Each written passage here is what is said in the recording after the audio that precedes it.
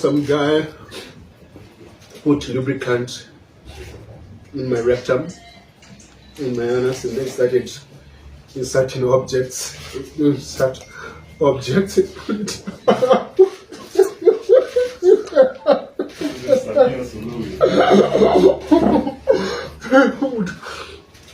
Has been a big emotional roller coaster for me and Agatha and our families. So as you're aware, we were abducted in Tanzania by Tanzania security forces, and we were tortured. So when I came back to the country, I said that I will not speak until Agatha is found. And Agatha was found, and we're happy that she's back and alive, and she's here. And I said we'll share what happened to us. So when you were, I went to Tanzania on July 18th, May 18th. I went to Tanzania on May 18th. We were going there as activists to attend to Doliso's hearing, which was supposed to happen on Monday the 19th. And I was in the same flight with Mother Karua and other activists. There were 8 of us on that particular flight. And when we landed, 3 of us were separated. That was Mother Karua, Gloria, and Lynn, and they were deported. I was able to get into the country illegally, and my passport was signed and stamped with an empty stamp. I went to my hotel, and I checked in, and I relaxed. And then on the 19th, and then on the 19th, the early morning hours of Monday, some men came to my room and they were knocking, and they were very violent in the knocking. And they were demanding that I go with them, and I said I can't leave my hotel room at that hour of the night. I said I needed a lawyer. And then at 3:30 a.m., some lawyer showed up and said, oh, these people are police officers, you should go with them. And I said, no, I can't leave my room at night. And I barricaded myself in my room until morning. When morning came, I called Agatha had come from a different flight, and she was in the same hotel with me. And I called Agatha. I was going to check out the same day on Monday morning. So I called Agatha and I said, come pick my bags for me and keep the bags in your room for safety purposes, and also because I was supposed to leave the country the same day. So Agatha came to my room and picked my bags. When she picked my bags, I went downstairs and I found the same people who come at night who were waiting for me, but there were more of them now. There were about maybe 10, 12 people who were waiting for me. They followed me to the bathroom and wanted to arrest me. I screamed in the entire hotel and ran away back to where my colleagues were. They followed me there. They said, oh, we just need to take you for questioning. Where is your phone? I said, I don't have a phone. So they picked me up, took me to migrations, and they told me to write a statement, which I did.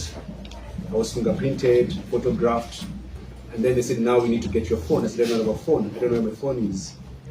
And they took me back to the hotel and reviewed the CCTV of the hotel, and they saw that Agatha came to my room and left with my bags. And that's when Agatha was arrested, taken to her room, which was ransacked. We did not find my phone and my laptop. They took us back to the immigration office, and Agatha was interrogated for hours, for about 2 hours without lawyers. We went there with 3 lawyers from Tanzania Law Society, but they were not allowed where Agatha was. They interrogated her. Around 6 p.m. I got a call from the Kenyan ambassador to Tanzania, Mr. Isaac Jenga, who told me I was going to get deported from Tanzania. I was like, okay, I'm happy to go home. Around 6:30, or maybe some 3 minutes after 6, some guy came who said he was from the state office or state security, and he started beating me up. I was being beaten at the presence of my lawyers and Agatha. He started calling me saying that I'm an inmate, I'm coming to destroy their country, and I'm a problem, they're going to teach me a lesson. And then he said that we're under arrest. So we were moved from immigration office, me and Agatha, to Central Police Station, where we found a guy called, we made him to know he's called Mafuele. At the station, the beating continued in the presence of those 3 lawyers who said nothing. And they said we must produce our phones. When Agatha was being arrested during the day, they found her phone. So they had Agatha's phone, but they did not have my phone. I did not give them my phone. I didn't even have a phone at that particular moment. But they said that they're going to teach me a lesson I'll never forget. And that session is where they said they're going to rape Agather. That was one of what they said is going to rape Agather. We stayed there for a couple of hours between I think 6 and 8. The slaps, the beatings. And then the lawyers were chased away and were told if they don't go, they'll be investigated. And the exact words that guy told them, Nyinyi tutatuma uzalendo wenyu. And that meant that we're going to measure the patriotism of those particular lawyers. They did not leave the station. So the lawyers left us. And when the lawyers left us, they did not tell our families that were being beaten and being harassed and being threatened. Because Mafole asked me in front of those lawyers, are you circumcised? They said, I'm circumcised. They said, we're going to circumcise you again. So there's a lot of threats and beatings. I was only being beaten at that station. They did not attach Agatha. So when we were there, they kicked us out of the room. And I said, I want to go to the bathroom. So someone took me to the bathroom. The young man who took me to the bathroom told me, these guys are going to hurt you, and they're going to hurt you so bad. Give them your phone. I said, I don't have my phone. And my fear was because we'd gone to Uganda, Tanzania rather, with many other activists.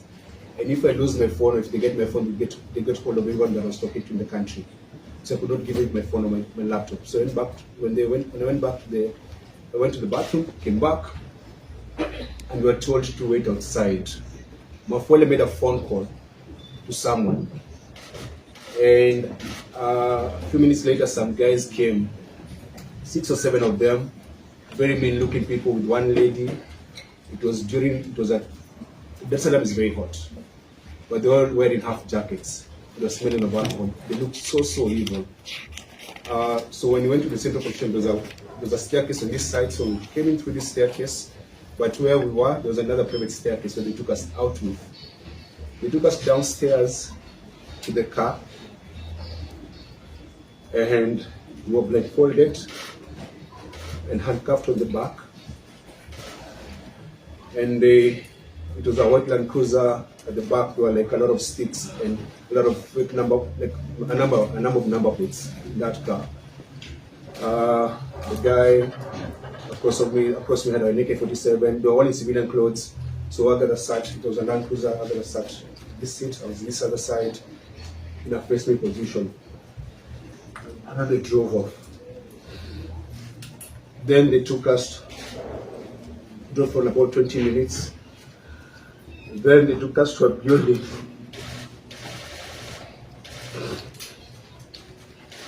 To this place where they went to torture us. When you go there, they told me to get off the car, I came out, and then they banged the door on my face. I had a mark here, I don't know if it's still there. I don't know what they were waiting for. I think they were putting some things ready. They got me out. We were still handcuffed and blindfolded, and they told me to strip naked. And I stripped naked. When I stripped naked, they removed my handcuffs, and then I was grabbed by about 4 men, and they lifted me up so fast. Before they lifted me, actually, they put some gloves in their hands. Then they lifted me up.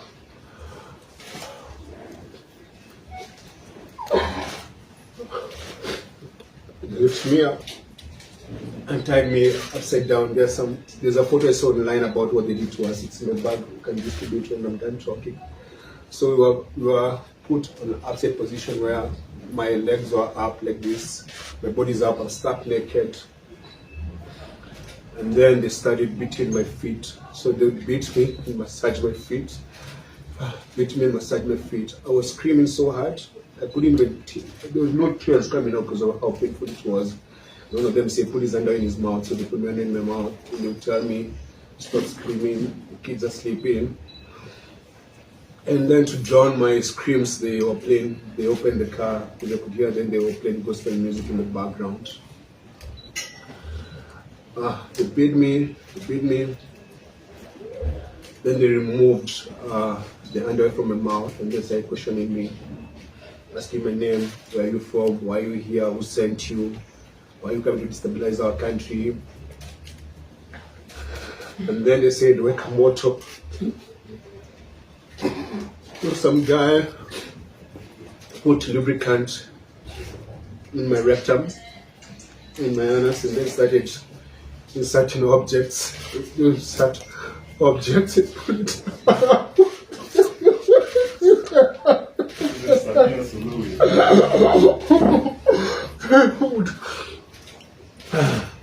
Dude.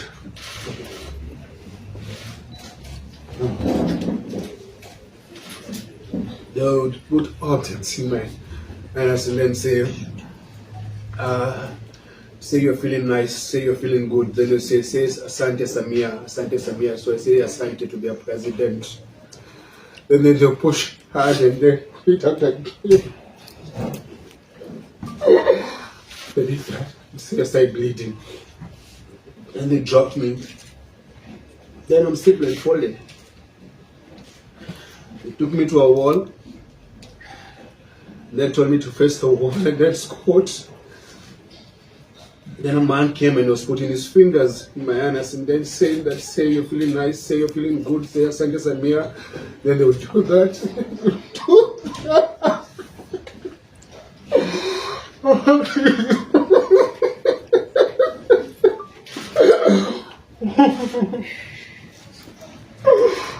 And then they tell me to turn around, I'm naked. So all this time they're telling me they're recording everything they're doing to us, or rather they're doing to me. So they're recording this, they're teaching me a lesson. So I'm stuck naked, they tell me around, say your name, your wife's name, your kid's name, where do you live, where do they go to school. I'm naked. And they removed the blindfold and said now, so when I'm answering these questions when I turn around, when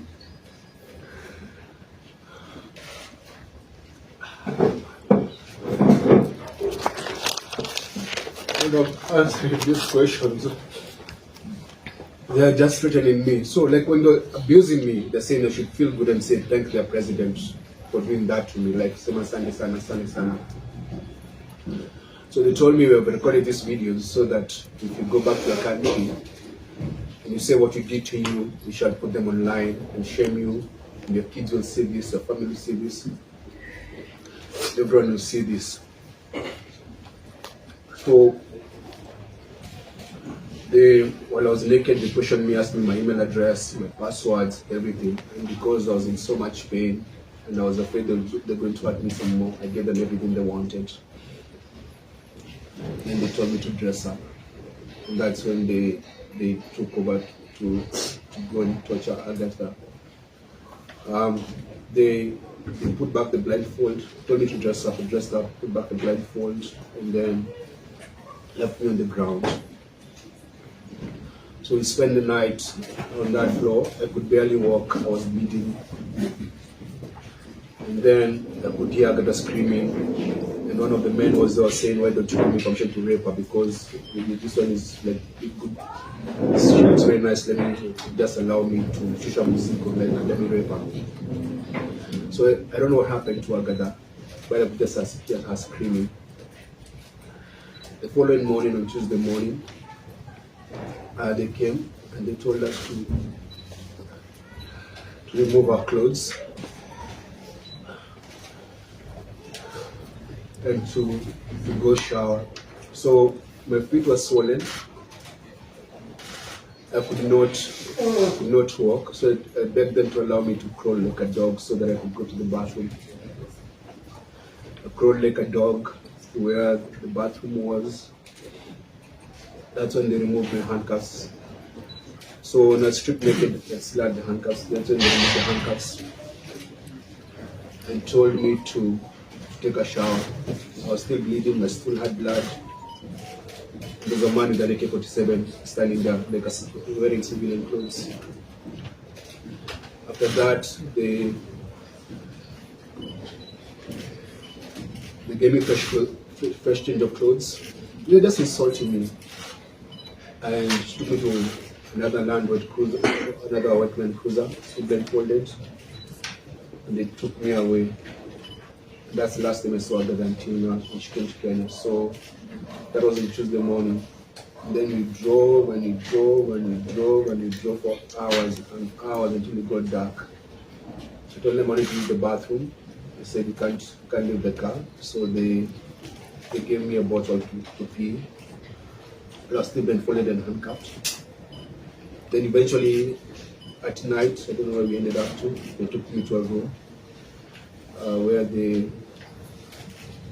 left me there. They gave me like a soda and a loaf of bread. That was on Tuesday night. So I slept there. I could hear, it was like a coastal place because I could hear the call for prayers. And there was like a warm and a lot of mosquitoes.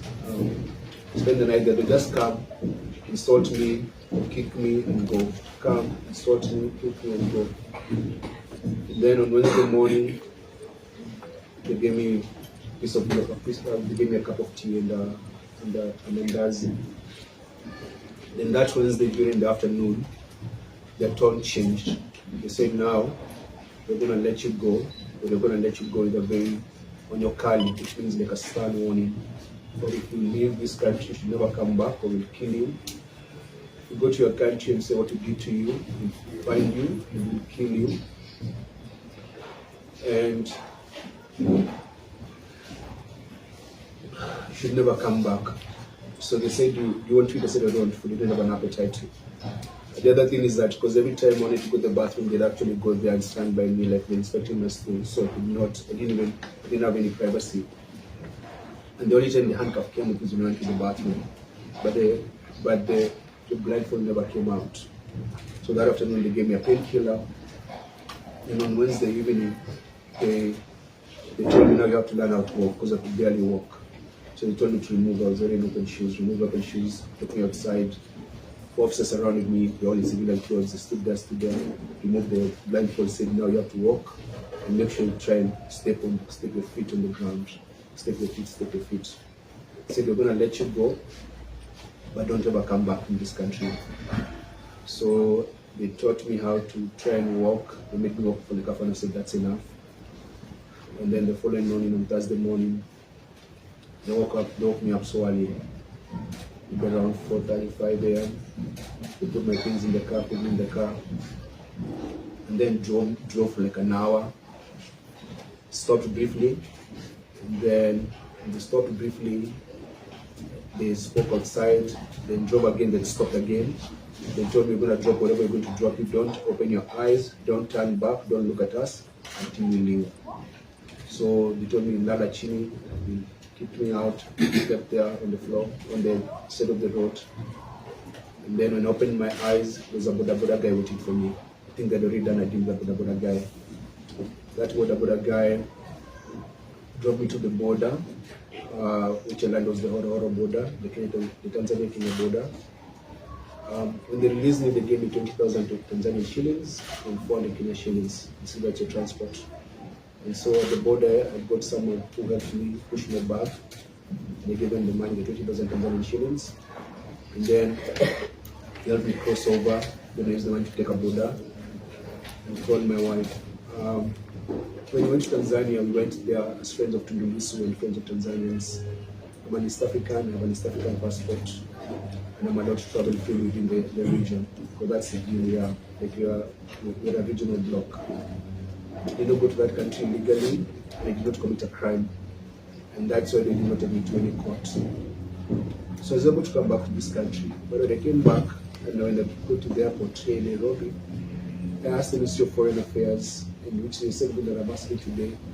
I said I was going to the hospital, and I wanted my medical report to be public of what they did to us. And I'm going to share the medical report today, and it's going to be circulated. Because I'd like the world to know of the very heinous things they did to us, to break us. And they did that to silence us and put fear on us. And it's something that we learned that most Tanzanian activists go through similar things. They arrest you and they take you through sexual torture and tell you if you speak you're going to humiliate you to your family and all that. And it's what they did to us is it breaks me. I'm not the same, but I know I'm gonna heal. And I want to share this because we have decided we should not be silenced. We should let the world know what happened to us. Yeah, so my government let me down. My government sided with Suluhu's government and said we're interfering with Tanzanian politics. We were not interfering in Tanzanian politics. We were there as visitors, and we did not hide the reasons for our visit. I've been to Tanzania before to visit another political prisoner, Freeman Boy, who was Chadema's leader before Tundulisu. I was in Uganda when Bobi Wine was under house arrest. I went to Uganda when Slanyanzi was in jail, visited her in jail. I've done that in many other African countries because I'm an African. And I belong to this continent, and Africa is home. So that's why we're here. So we're here to share our story and to say that our bodies might be broken, but our spirit was strong. Forgive my tears, it's just that, man, my heart is not good.